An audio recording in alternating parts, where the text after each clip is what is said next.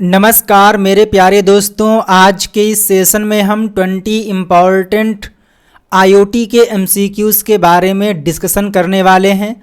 और ये मैं आपको रिकमेंड करूँगा कि आप कॉपी पेन लेकर बैठ जाइए। जो भी पॉइंट्स मैं आपको बताऊँ उनको आप नोट करते रहिएगा, तो आपके नोट्स प्रिपेयर हो जाएंगे और एग्ज़ाम से पहले उनको आप रिवाइज़ कर लोगे तो आपको बेनिफिट मिलेगा। आइए देखते हैं सेशन का सबसे पहला question. The term IoT was coined in year. जो आईओटी टर्म है इसको किसके द्वारा और सबसे पहले किसके द्वारा क्वाइन किया गया था? तो आंसर आएगा, जो ये आईओटी टर्म है जिसका full form internet of things होता है, ये टर्म 1999 में केविन अस्टन के द्वारा, इसको भी आप नोट कर लीजिए अपनी कॉपी पे, केविन अस्टन के द्वारा इस टर्म को क्वाइन किया गया था, यूज़ किया गया था। आईओटी का फुल फॉर्म क्या होता है? तो इंटरनेट ऑफ थिंग्स होता है। डब्ल्यूओटी का फुल फॉर्म क्या होता है? तो वेब ऑफ थिंग्स होता है। इसके अलावा आईआईओटी का फुल फॉर्म क्या होता है? तो इंडस्ट्रियल इंटरनेट ऑफ थिंग्स होता है। एक होता है आईआईसी जिसको हम बोलते हैं I2C, या आप बोल सकते हो I2C। इसका फुल फॉर्म होता है इंटर इंटीग्रेटेड सर्किट। तो इसको भी आप नोट कर लीजिएगा। तो इसमें आ जाएगा option number A 1999। MAC address का आकार कितने बिट होता है? तो सबसे पहले तो आपको मैक का फुल फॉर्म पता होना चाहिए। मैक का full form media access control होता है। क्या होता है सर? मीडिया एक्सेस कंट्रोल होता है। और जो मैक एड्रेस है ये 48 बिट्स का होता है। कितना होता है सर? 48 बिट्स का होता है। आपसे पूछ लेता है कि जो मैक है ये किसकी सब लेयर है? जो मैक है वो किसकी सब लेयर है? तो आपको याद रखना है डेटा लिंक लेयर की। किसकी? डेटा लिंक लेयर की मैक सब लेयर है। मीन्स जो डेटा लिंक लेयर है इसमें भी दो लेयर्स होती हैं। कौन कौन सी? एक तो होती है LLC और एक होती है मैक। तो जो ये मैक होता है ना, ये डेटा लिंक लेयर पे ही पाया जाता है। और डेटा लिंक लेयर में जो डेटा होता है वो फ्रेम्स की फॉर्म में होता है। ये भी आपसे पूछ लेता है कि डेटा लिंक लेयर में डेटा किस फॉर्म में होता है? तो आंसर आएगा सर फ्रेम्स की फॉर्म में होता है। क्वेश्चन नंबर 3, आईओटी के फ़ायदों के संदर्भ में कौन सा गलत है? मीन्स ये है कि जो आईओटी है उसमें बेनिफिट्स, अगर आपसे बोला जाए कि आईओटी के बेनिफिट्स कौन कौन से हैं, तो आपको बताना है कि कौन सा बेनिफिट नहीं है। तो सबसे पहली बात है कि यहाँ पर जो आईओटी है यहाँ पर सबसे जो मेजर पार्ट है दैट इज़ सिक्योरिटी, इसका इशू है, जो कि ये इसका ड्रॉबैक है। तो इसमें आप टिक करेंगे ऑप्शन नंबर ए सिक्योरिटी। जबकि यहाँ पर आप डिवाइस द्वारा जनरेट किए गए डेटा को कलेक्ट कर सकते हो, उस पर डेटा प्रोसेसिंग कर सकते हो, साथ ही साथ जो कस्टमर का सेटिस्फैक्शन है उसको भी इम्प्रूव कर सकते हो। Question number 4, the total resistance of 3 resistors connected in parallel will be as compared to the individual value of register।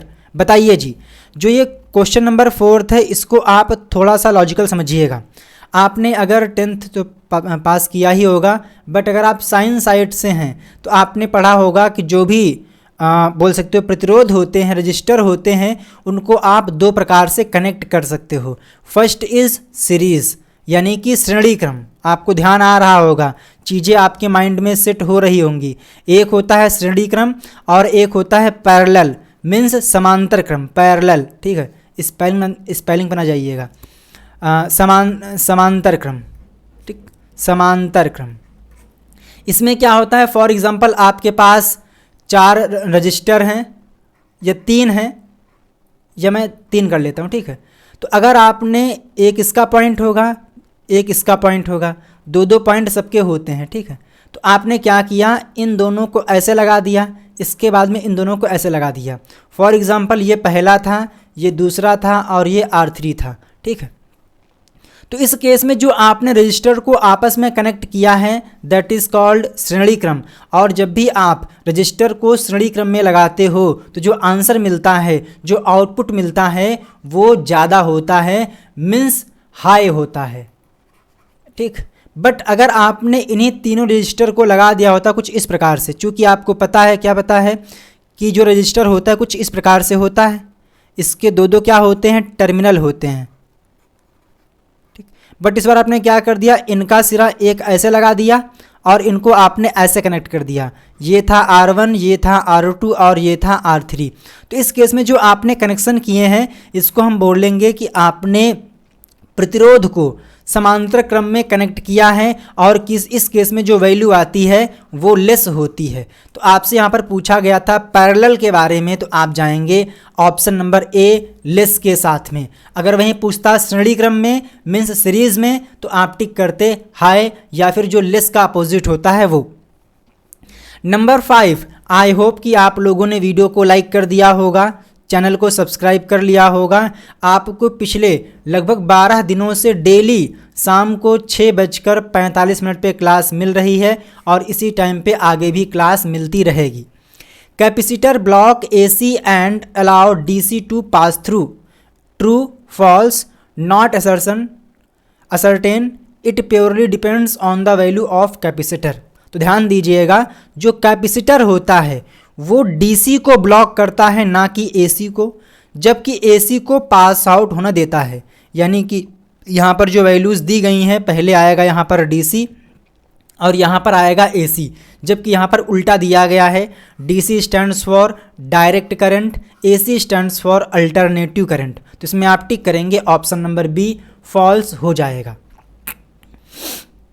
अगला question number 6, micro controller used in Arduino Uno prototyping board is, बताइए जी। Question number 6 का right answer क्या होगा, और ये काफ़ी important भी है। आपने नाम सुना होगा माइक्रो प्रोसेसर का, आपने नाम सुना होगा माइक्रो कंट्रोलर का। तो जो माइक्रो कंट्रोलर है ये माइक्रो प्रोसेसर के कंपैरिजन में छोटा भाई है। अगर ये मान लीजिए 100% है तो इसको आप मान सकते हो ये 10% है।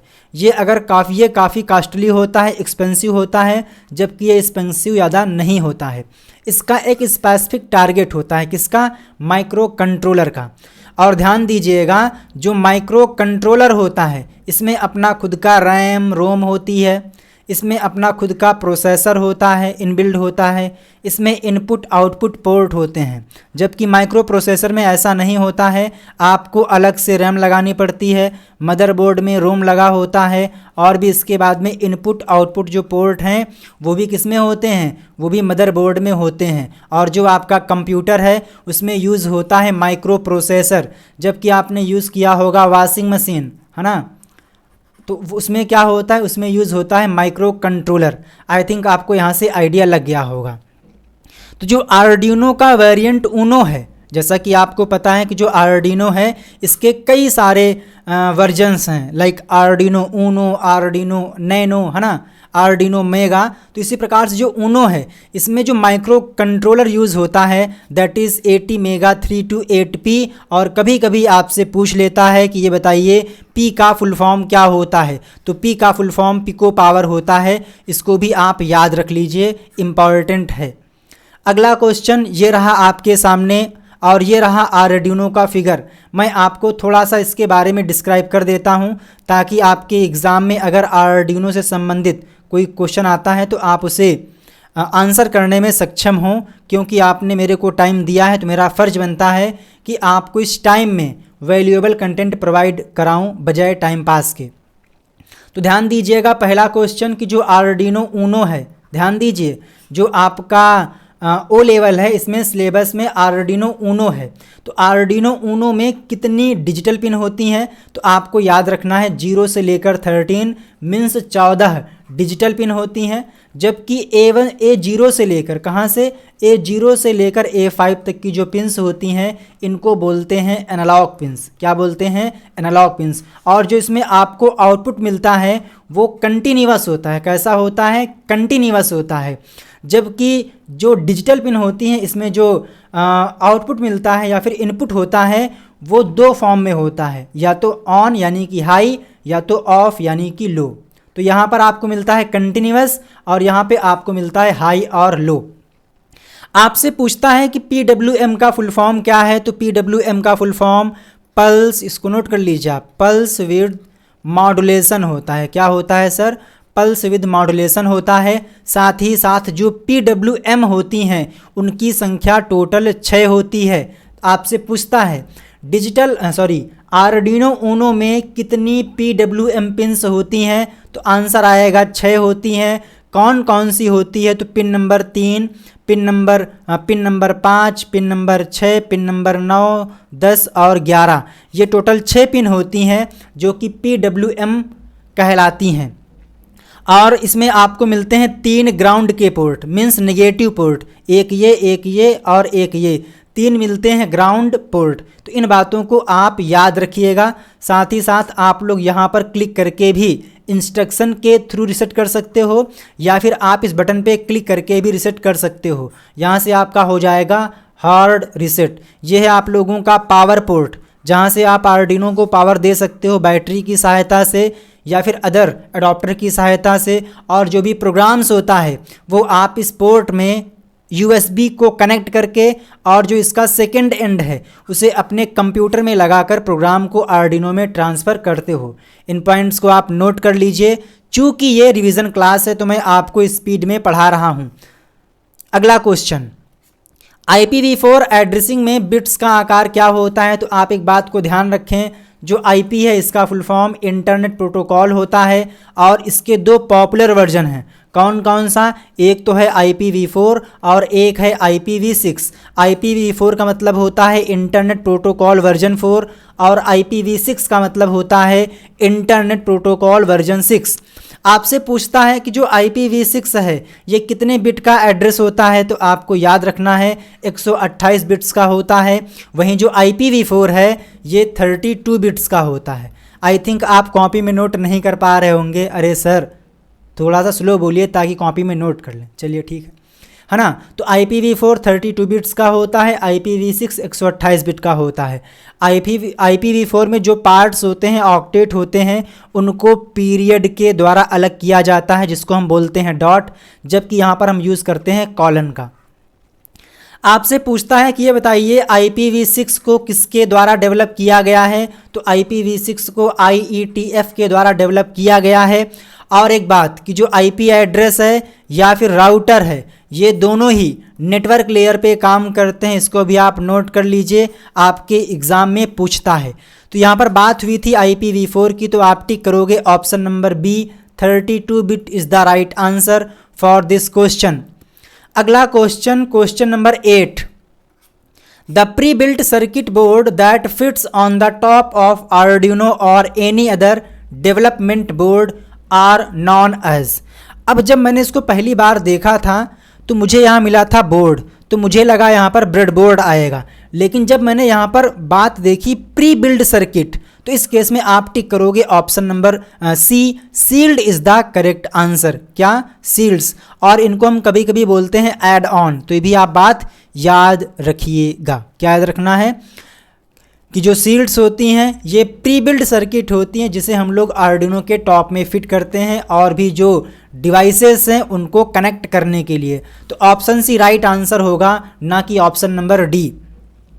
क्वेश्चन नंबर 9, बताइए जी कौन सी लेयर, अच्छा जी कौन सी लेयर TCP/IP स्टैक की equivalent to the transport layer?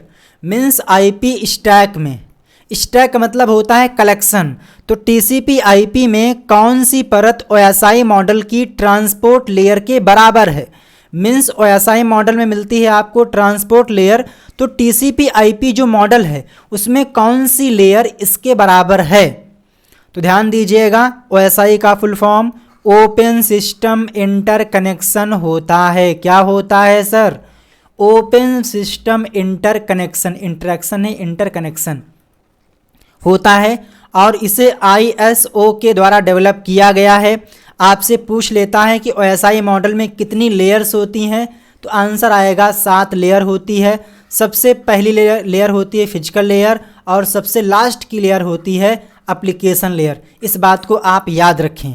TCP/IP का full form transmission control protocol internet protocol होता है जिसमें टोटल 4 लेयर्स होती हैं और इसकी ट्रांसपोर्ट लेयर और OSI मॉडल की ट्रांसपोर्ट लेयर इक्विवेलेंट होती है। तो इसमें आप टिक करेंगे option number B, transport layer is the right answer. ठीक है, आई होप कि आप लोगों ने वीडियो को लाइक कर दिया होगा, चैनल को सब्सक्राइब कर लिया होगा और दोस्तों के साथ में शेयर नहीं किया होगा। शेयर इंपॉर्टेंट नहीं है बट आपका लाइक इंपॉर्टेंट है। सब्सक्राइब करिए या ना करिए आपकी दिक्कत है, बट आपको लाइक करना चाहिए, क्योंकि जो लाइक है वो हमें मोटिवेट करता है ताकि मैं आपको और बेहतर से बेहतर कंटेंट प्रोवाइड कराऊं। जबकि जो सब्सक्राइब है ये आपके लिए होता है ताकि जब मैं कोई लेटेस्ट वीडियोज़ अपलोड करूं तो उसका नोटिफिकेशन आपको टाइम टू टाइम मिल पाए। तो लाइक तो इम्पॉर्टेंट है बट सब्सक्राइब आपके ऊपर डिपेंड है। अगर आपको ऐसे ही वीडियोज़ चाहिए तो आप सब्सक्राइब कर सकते हो, शेयर करें या ना करें कोई दिक्कत नहीं है, बट लाइक ज़रूर करिएगा। क्वेश्चन नंबर 11, हाँ, ईच IP पैकेट कंटेंस, और इस पर आप स्टार लगा लीजिए, इंपॉर्टेंट है। तो ध्यान दीजिएगा, जो IP पैकेट होता है उसमें सोर्स का IP एड्रेस और डेस्टिनेशन का IP एड्रेस दोनों होता है। तो इसमें आप टिक करेंगे option number A, source and destination IP address. Source का मतलब क्या है, जहाँ से डेटा को सेंड किया गया है। डेस्टिनेशन का मतलब ये है कि जहाँ पे उस डेटा को रिसीव किया जाना है। फॉर एग्जांपल ये आप हैं और ये वो है, आपने लिखा हाय गुड मॉर्निंग और उनको ये मैसेज मिला, ठीक, तो इनको पहुँच गया हाय गुड मॉर्निंग, तो ये कहलाएंगी डेस्टिनेशन और आप कहलाओगे सोर्स, क्योंकि जहाँ से वो मैसेज आया है दैट इज़ सोर्स, जहाँ पे उस मैसेज को डिलीवर करना है दैट इज़ डेस्टिनेशन, यानी कि गंतव्य। क्या बात है, क्या हिंदी है।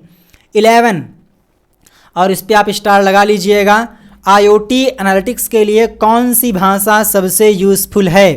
तो जो पाइथन लैंग्वेज है ये सबसे यूज़फुल है, इसी को प्रिफर किया गया है IoT एनालिटिक्स के लिए। पाइथन की बात आई है तो इसका करंट वर्जन पाइथन 3 है और इसमें गीडो वैन रॉसम, क्या नाम था उनका? उनका नाम था गीडो वैन रॉसम, इनके द्वारा डेवलप किया गया था। Option number C right answer हो जाएगा। Question number 12, which layer of OSI model router works? तो OSI मॉडल की जो डेटा लिंक लेयर होती है, सॉरी जो नेटवर्क लेयर होती है, इसी में आपका राउटर काम करता है और इसी में IP एड्रेस भी काम करता है। जबकि ट्रांसपोर्ट लेयर के दो फेमस प्रोटोकॉल कौन कौन सा? एक तो है TCP और एक है UDP, ये दोनों यूज़ होते हैं। TCP का full form transmission control protocol होता है, जो कि एक कनेक्शन ओरिएंटेड, कैसा है सर? कनेक्शन ओरिएंटेड प्रोटोकॉल है। जबकि UDP यानी कि यूज़र डेटाग्राम प्रोटोकॉल एक कनेक्शन लेस है। तो आपसे एग्ज़ाम में यहाँ से भी क्वेश्चन पूछता है कि TCP कनेक्शन ओरिएंटेड है या फिर नहीं, तो आप याद रखें TCP कनेक्शन ओरिएंटेड है जबकि UDP कनेक्शन लेस है, और ये दोनों ही प्राणी ट्रांसपोर्ट लेयर पे खेलते हैं, कूदते हैं। ठीक है, 13 देखते हैं क्वेश्चन क्या है। Which of the following is not a main element of IoT? जैसा कि आपको पता है IoT का मतलब ये है कि वो इंटरनेट जिसमें जो भी ऑब्जेक्ट्स हैं इंटरनेट से कनेक्ट हैं, ऑटोमेटिकली डेटा को कैप्चर कर रहे हैं और उसको क्लाउड पे सेंड कर रहे हैं। यानी कि IoT डिवाइस में जो पीपल्स होते हैं, यानी कि लोग होते हैं, आदमी होते हैं, मनुष्य होते हैं, उनका इंटरेक्शन नहीं होता है। It means people is not a main element of IoT। Option number A right answer हो जाएगा। पीपल, पीपल नहीं, पीपल का पेड़ नहीं, पीपुल क्या बोलते हैं इसको भाई, बताइए आप लोग जरा मुझे। अगला question 15, okay, to easily interface add on modules with Arduino we can use। मैंने आपसे पहले बोला था कि जो सील्ड होता है उसको हम लोग एड ऑन भी बोलते हैं। क्या बोलते हैं सर? एड ऑन भी बोलते हैं। तो इसमें आप टिक करोगे option number A, Arduino shield is the right answer. I hope कि आप लोगों ने वीडियो को लाइक कर दिया होगा, चैनल को सब्सक्राइब कर लिया होगा। इसके बाद हम लोग अगली क्लास में कंटिन्यू करेंगे। आप लोगों को अगर ओ लेवल का पेड बैच ज्वाइन करना है तो आप लोगों को यहाँ पर व्हाट्सअप नंबर दिख रहा होगा, इस पर आप कांटेक्ट कर लीजिए। साथ ही साथ free of cost online test आप दे सकते हो examzilla.com पे। जय हिंद, वंदे मातरम। आपके एग्ज़ाम के लिए बेस्ट विशेस। Thank you. जय हिंद।